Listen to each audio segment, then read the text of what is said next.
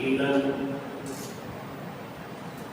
نبی مکرم حضرت محمد رسول اللہ صلی اللہ علیہ وسلم کی زندگی کو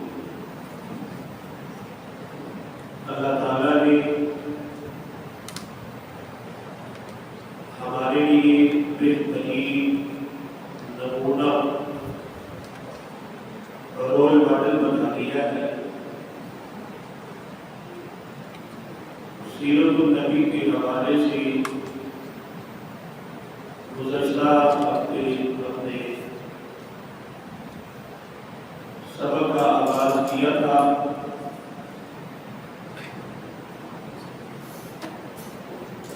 نبی صلی اللہ علیہ وسلم کے شجرہ نسب کے بارے میں ہمیں پڑھا۔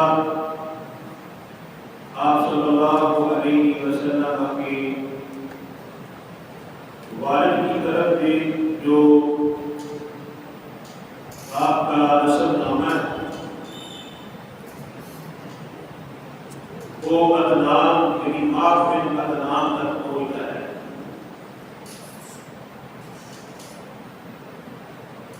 عدنان کے آگے اختلاف پایا جاتا ہے بڑا شدید قسم کا۔ عدنان تک کسی قسم کا کوئی اختلاف نہیں ہے، تمام مسلمان اس بات پر متفق ہیں کہ عدنان تک رسول اللہ صلی اللہ علیہ وسلم کا جو نسب ہے یہ بالکل مسلمہ ہے۔ اس کے آگے اختلاف ہے، اور نبی صلی اللہ علیہ وسلم کی جب آپ اپنا نسب بیان کیا کرتے تھے تو عدنان پر آگے رک جاتے تھے۔ عدنان کے آگے آپ صلی اللہ علیہ وسلم نے کبھی اپنا نسب جو ہے وہ بیان نہیں کیا، کیوں کہ اس کے اندر بہت سارا اختلاف ہے کہ عدنان سے اسماعیل علیہ السلام تک کتنی پشتیں ہیں، ان کے نام کیا کیا ہے۔ ویسے تو کتابوں کے اندر نقل ہے، موجود ہے، لیکن وہ کسی سیکھا تک روایت کے مطابق نہیں ہے۔ عدنان تک تو نبی صلی اللہ علیہ وسلم کی حدیث صحیح بخاری کے اندر موجود ہے، اور اسی طرح نبی صلی اللہ علیہ وسلم کی والدہ آمنہ کی طرف سے جو آپ کے سامنے نسب بیان کیا گیا۔ آج جو ہم انشاءاللہ تعالی سبق پڑھیں گے وہ آپ صلی اللہ علیہ وسلم کے خاندان کے حوالے سے ہے۔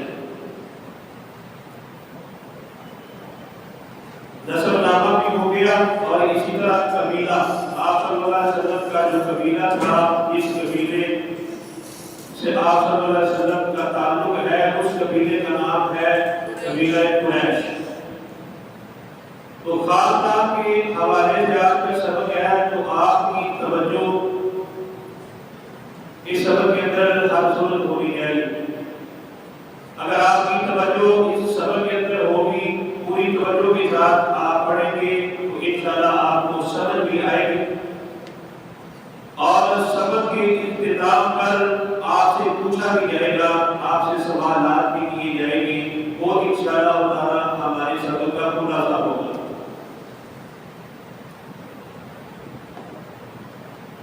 جب آپ سے سوالات کیے جائیں گے، جو آپ میں سے انشاءاللہ اچھے جو صحیح جواب دے گا اس کو چھوٹا موٹا انعام بھی دیا جائے گا، اور یہ بھی دیکھا جائے گا کہ آپ کی سبق کے اندر کتنی کی توجہ ہے۔ آپ کے جواب دینے سے پتہ چل جائے گا کہ آپ کی سبق کے اندر کتنی توجہ ہے، کتنا آپ شوق اور ذوق سے سبق کو سنتے ہیں توجہ کے ساتھ۔ تو آپ صلی اللہ علیہ وسلم کا خاندان آپ کے پردادا ہاشم کی نسبت سے خاندان ہاشمی کہلاتا ہے۔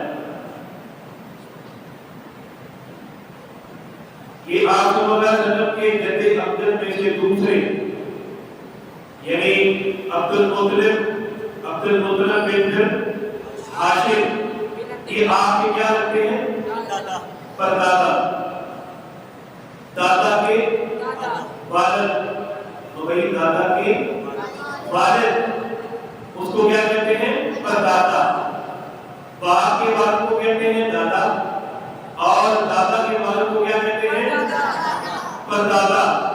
اور پھر اس سے آگے جو ہے وہ نسل بڑھتے جائیں گے، وہ اسی کے اندر آتے جائیں گے۔ تو آپ صلی اللہ علیہ وسلم قبیلے کے اعتبار سے قریشی ہیں اور خاندانی لحاظ سے آپ ہاشمی ہیں۔ میرا خیال ہے بات کی سمجھ آ گئی ہوگی انشاءاللہ تعالیٰ۔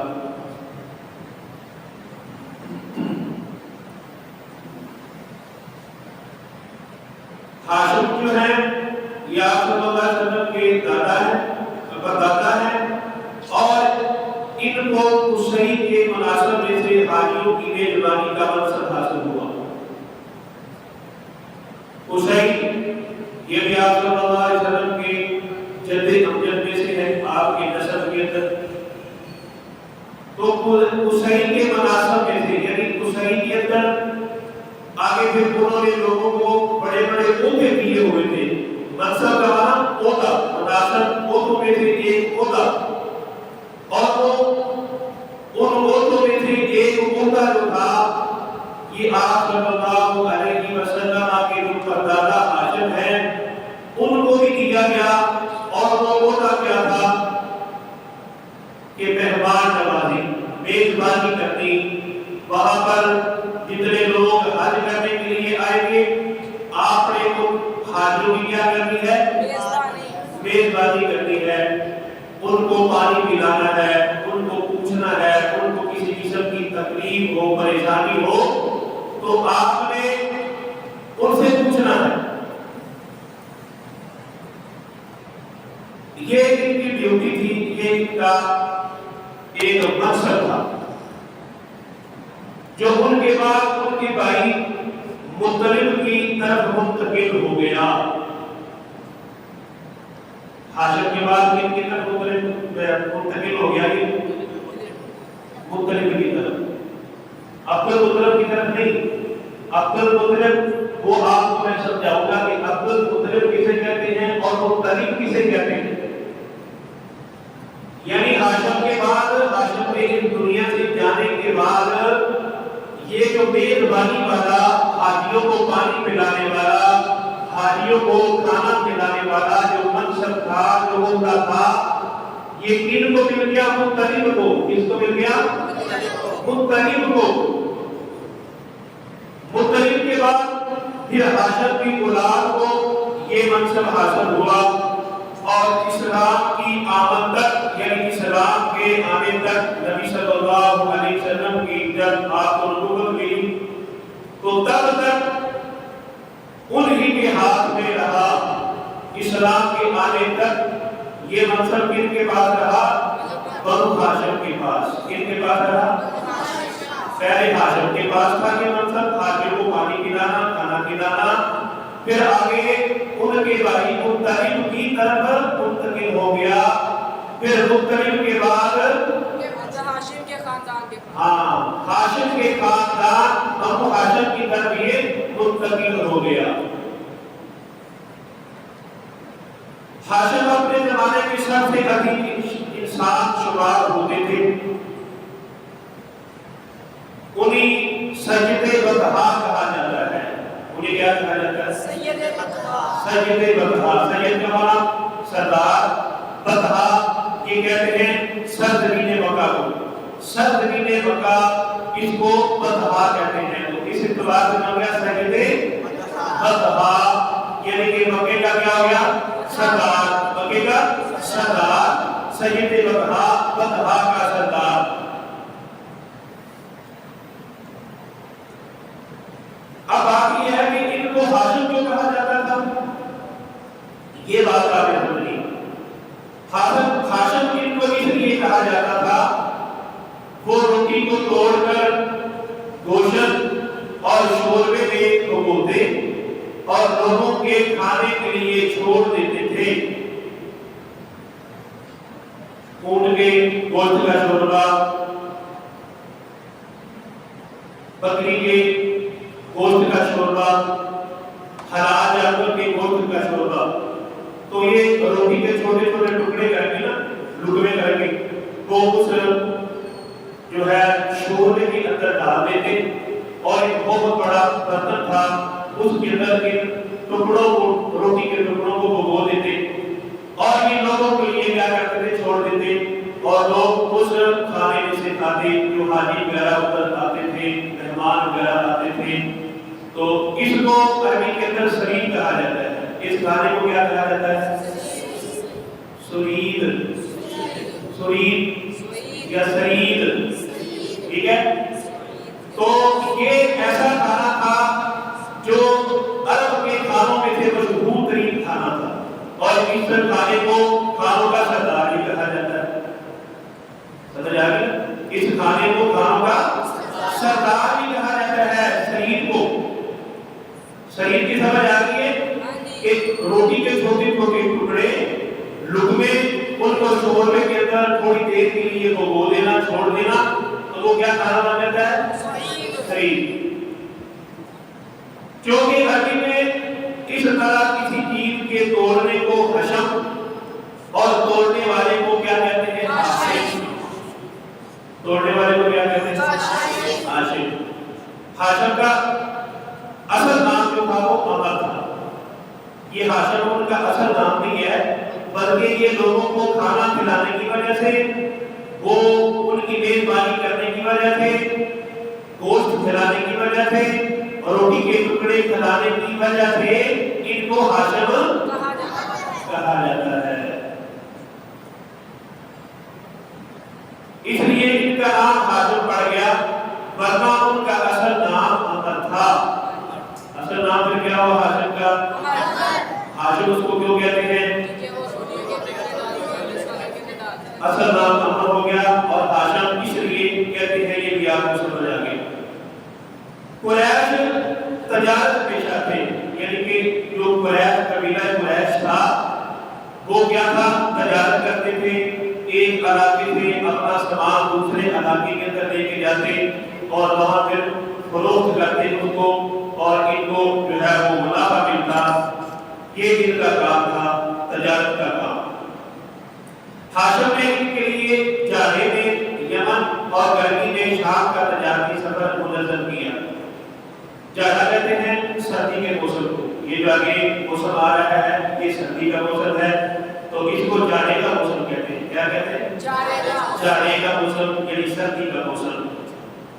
اور سردی کے موسم میں یہ تجارتی قافلہ جو تھا، قریش کا تجارتی قافلہ، یہ یمن کی طرف جاتا تھا، اور گرمی کے موسم کے اندر یہ تجارتی قافلہ ملک شام کی طرف جاتا ہے۔ تو یہ سارا سلسلہ یہ ترتیب دیا تھا کس نے؟ حاشم نے۔ کس نے؟ حاشم نے۔ اس کے لیے دونوں ممالک کے ذمہ داروں سے ضمانتیں حاصل کی۔ مثال کے طور پر انہوں نے پہلے رابطہ کیا، یمن کے جو ذمہ دار تھے، وہاں کے جو عہدیدار تھے، وہاں کا جو حکمران تھا، ان سے رابطہ یہ کیا کہ ہمارا قافلہ تجارتی قافلہ آپ کے ملک کے اندر آئے گا، تو آپ نے ہمیں سیکورٹی فراہم کرنی ہے، آپ نے اس قافلے کی دیکھ بھال کرنی ہے کہ قافلے کو راستے کے اندر لوٹ نہ لیا جائے، کسی قسم کا نقصان نہ پہنچے۔ یہ کس کی ذمہ داری ہے؟ تمہاری ذمہ داری ہے۔ یہ حاشم نے ان کو کہا، یعنی یمن والوں کو۔ اور اس طرح ملک شام کے اندر کا تجارتی قافلہ جاتا تھا، تو وہاں پر بھی جو ہے انہوں نے ان کو کہا کہ ہمارا جو گرمی کے موسم کے اندر تجارتی قافلہ آپ کی طرف آئے گا سامان تجارت لے کر، تو آپ نے اس کی کیا کرنی ہے؟ دیکھ بھال کرنی ہے، کسی قسم کا اس کو نقصان نہ پہنچے۔ اس سفر کا ذکر قرآن مجید کی سورہ قریش میں اللہ کے ایک زبردست احسان کے طور پر کیا گیا ہے۔ بسم اللہ الرحمن الرحیم۔ لإيلاف قريش إيلافهم رحلة الشتاء والصيف۔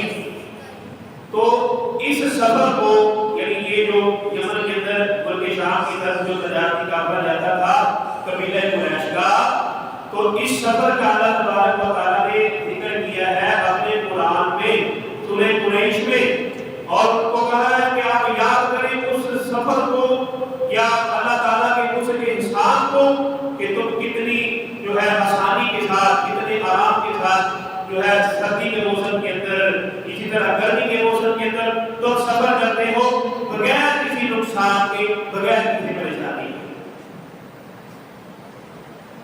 ہاشم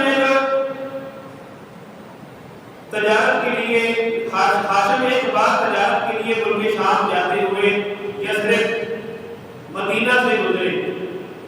مدینے کا پہلا نام کیا تھا؟ یثرب۔ مدینے کا پہلا نام کیا تھا؟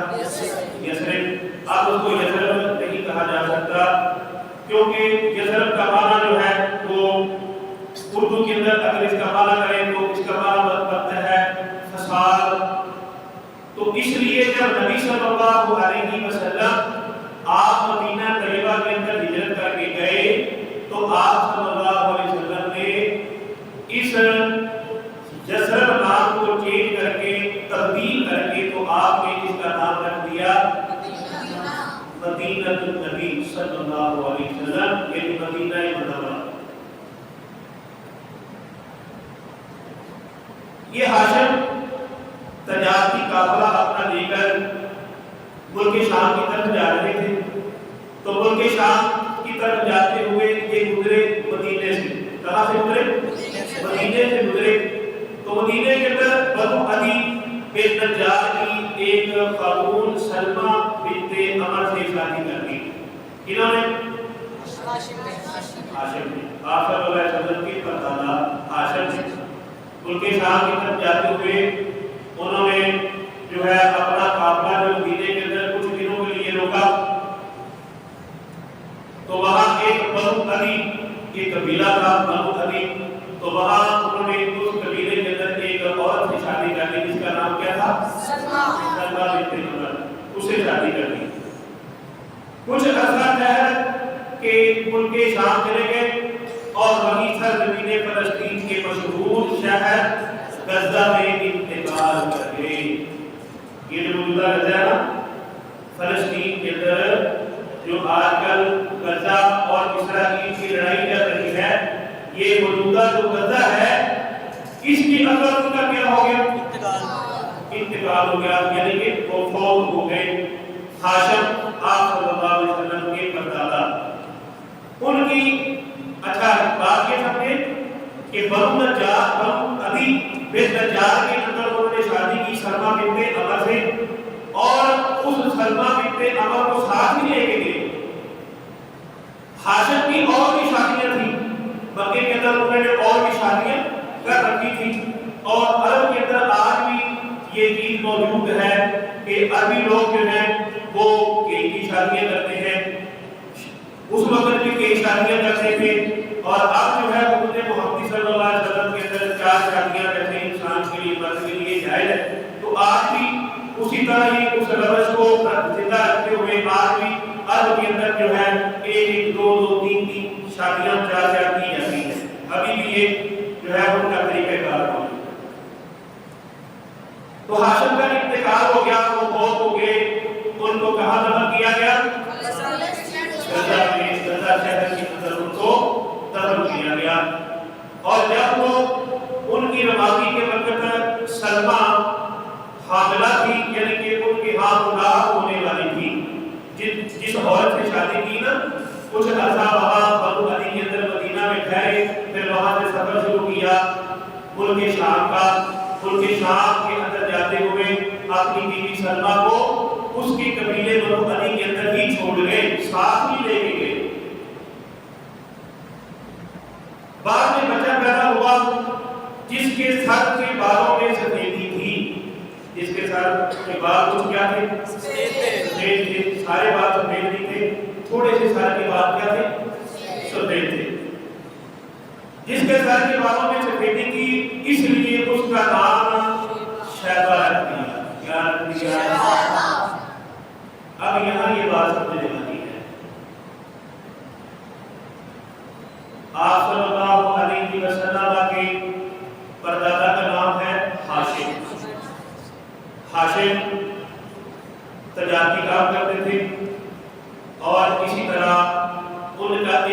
کام تھا کہ وہ میزبانی کرتے تھے، تجارتی کافلہ لے کے جا رہے تھے ملک شام کی طرف، مدینہ میں ٹھہرے، شادی کی اور وہاں اپنی بیوی کو چھوڑ کر پھر فلسطین کی طرف ملک شام کی طرف چلے گئے۔ غزہ شہر میں ان کا انتقال ہو گیا اور مدینے میں ان کا بیٹا پیدا ہوا جس کے سر میں سفیدی تھی، اور اس کی والدہ نے یا جو ان کی والدہ کا جو خاندان تھا انہوں نے اس بچے کا نام رکھ دیا شیبہ۔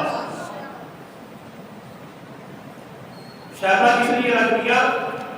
ان کے سر کے بعد کچھ یہ بچہ مدینہ میں پرورش پاتا رہا، لیکن مکہ میں ہاشم کے بھائیوں اور خاندان کے دوسرے لوگوں کو اس کا علم کسی کو پتہ ہی نہیں تھا۔ ہاشم کے جو بھائی تھے، ہاشم کے بھائی کون کون سے تھے؟ اب بات یہ سمجھے ذرا۔ ہاشم کے ایک بھائی کا نام تھا مطلب اور ایک بھائی کا نام تھا عبد شمس اور ایک بھائی کا نام تھا نوفل۔ کتنے بھائی ہو گئے؟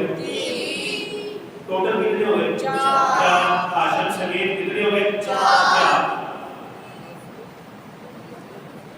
جب ان کے بھائیوں کو پتا چلا، ان کے خاندان کو پتا چلا کہ ہمارے بھائی ہاشم کی ایک شادی مدینے میں بھی ہوئی ہے اور وہاں پر ایک بچہ ہے اور اس کا نام شیبہ ہے، 8 برس بعد مطلب کو یعنی ہاشم کا جو بھائی ہے جس کا نام مطلب ہے، مطلب کو اس کا پتا لگا تو وہ مدینہ جا کر اس کو اپنے ساتھ لے آئے۔ کس کو؟ کس کو؟ شیبہ کو۔ کس کو لے آئے؟ شیبہ کو۔ جب مکہ میں داخل ہوئے تو لوگوں نے سمجھا کہ یہ ان کا غلام ہے۔ کن کا؟ مطلب کا یہ غلام ہے شیبہ۔ تو لوگوں نے کہا عبد المطلب، عبد المطلب۔ عبد کا معنی عربی کے اندر بنتا ہے غلام۔ عبد کا معنی، عبد کا معنی کیا ہے؟ نظیر، غلام۔ تو مطلب، مطلب کا غلام۔ شیبہ مطلب کا بیٹا نہیں ہے، شیبہ بیٹا ہے کس کا؟ ہاشم کا، اور مطلب بھائی ہے ہاشم کا۔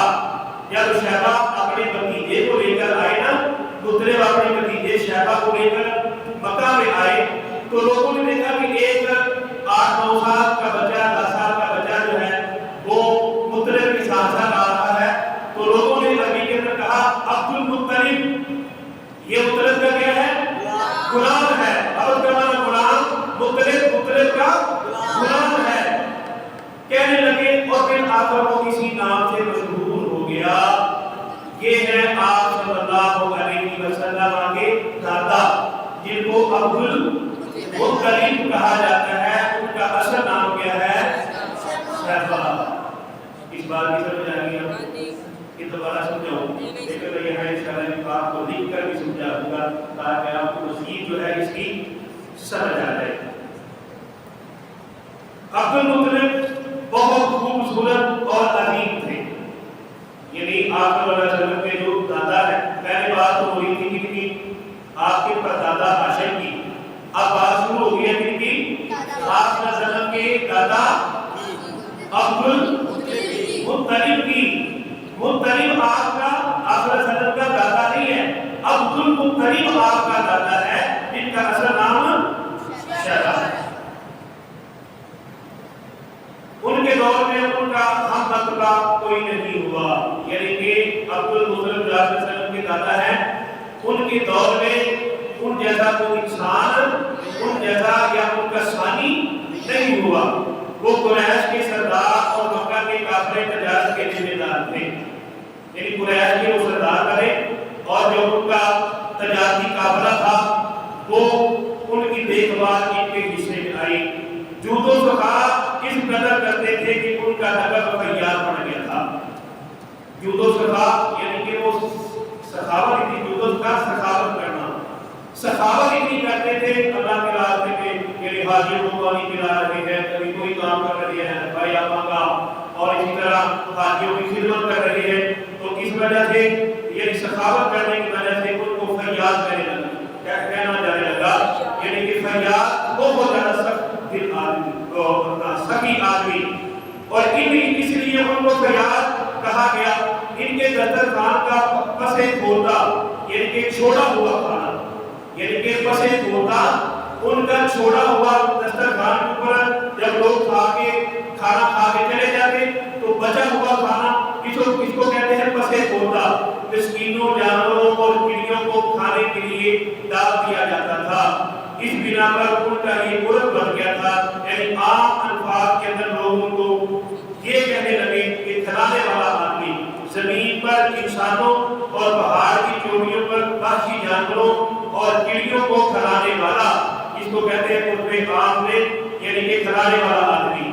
انہیں زمزم کا کنواں بھی کھودنے کا شرف حاصل ہوا، کیونکہ زمزم کا کنواں جو تھا وہ مٹ چکا تھا اسماعیل علیہ السلام کے دور سے لے کر پھر درمیان میں کتنا عرصہ آتا ہے، کتنی مشکلیں آتی ہیں، تو اس عرصے کے دوران جو ہے جو زمزم کا کنواں تھا وہ بالکل منہدم ہو چکا تھا، ان کو جو ہے وہ جیسے اوپر مٹی ڈال کے جو ہے اس کو گول کر دیا گیا تھا۔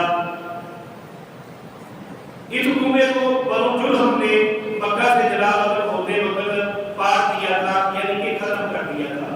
وہی بنو جرہم جو میں نے آپ کو بتایا تھا، حضرت اسماعیل علیہ السلام جب اپنی والدہ حاجر یعنی حاجرہ کے ساتھ مکے کے اندر آ کے ٹھہرے تو وہاں ایک قبیلہ آ کے آباد ہو گیا تھا جس کو قبیلہ جرہم کہا جاتا تھا یا بنو جرہم کہا جاتا تھا۔ اسی قبیلے کے اندر حضرت اسماعیل علیہ السلام کی کیا ہوئی شادی ہوئی تھی۔ جب یہ مکے سے نکلے بنو جرہم قبیلہ جرہم گئے تو انہوں نے زمزم کا کنواں بھی جو ہے اس کو منہدم کر دیا، اس کے اندر مٹی ڈال کے اس کو گول کر دیا۔ اس وقت سے اس کی جگہ نامعلوم چلی آ رہی تھی۔ عبد المطلب کو خواب میں اس کی جگہ بتلائی گئی اور کھودنے کا حکم دیا گیا، یعنی جو آپ صلی اللہ علیہ وسلم کے دادا عبد المطلب ہیں ان کو خواب میں یہ دکھلایا گیا کہ فلاں جگہ پر جو ہے زمزم کا کنواں ہے، آپ نے اس کی کیا کرنی ہے؟ کھدائی کرنی ہے۔ انہوں نے کھودا تو پرانا کنواں برآمد ہو گیا، یعنی کہ ظاہر ہو گیا پرانا کنواں جو زمزم اور اصلی زمزم کا جو کنواں تھا وہ اسی جگہ سے برآمد ہو گیا، تو اسی سے پانی جاری ہو گیا زمزم کا۔ انہی کے زمانے میں خانہ کا بابر، میرا خیال ہے یہاں تک کافی ہے تاکہ آپ کو سمجھ آ جائے۔ کیا کہ اور پڑھیں زیادہ ہو جائے گا، اتنا آپ کو یاد رہے بس اتنا بھی ہونا چاہیے، یہ نہ کہ وہ سبق آپ کے پاس سوال ہو جائے۔ تو یہ اتنا سبق کافی ہے، اس کی آپ کو سمجھ آگے ہوگی انشاءاللہ۔ خلاصہ کلام اس کا یہ ہے، آج کے خاندان نبی صلی اللہ علیہ وسلم کے خاندان کے اندر خاندان کا جو ہم نے سبق پڑھا ہے اس میں سے جو ایک باتیں ہیں وہ ہے آپ صلی اللہ علیہ وسلم کا ہاشمی خاندان، اور اسی طرح ہاشم کس کو کہتے ہیں اور ان کا ہاشم نام کیوں پڑا، تو یہ سب ان کا اصل نام کیا ہے، اور آپ صلی اللہ علیہ وسلم کے دادا عبد المطلب جو ہے ان کا نام عبد المطلب کیسے پڑا، اس کا اصل نام کیا ہے، اور زمزم کا کنواں کنہوں نے کھودا، اور یہ ساری چیزیں انشاءاللہ تعالی خلاصے کے اندر ابھی آپ سے پوچھا جائے گا، آپ سے سوالات کیے جائیں گے، تو آپ نے ان کا صحیح جواب دینا ہے۔ جو صحیح جواب دے گا انشاءاللہ اس کو انعام سے بھی نوازا جائے گا۔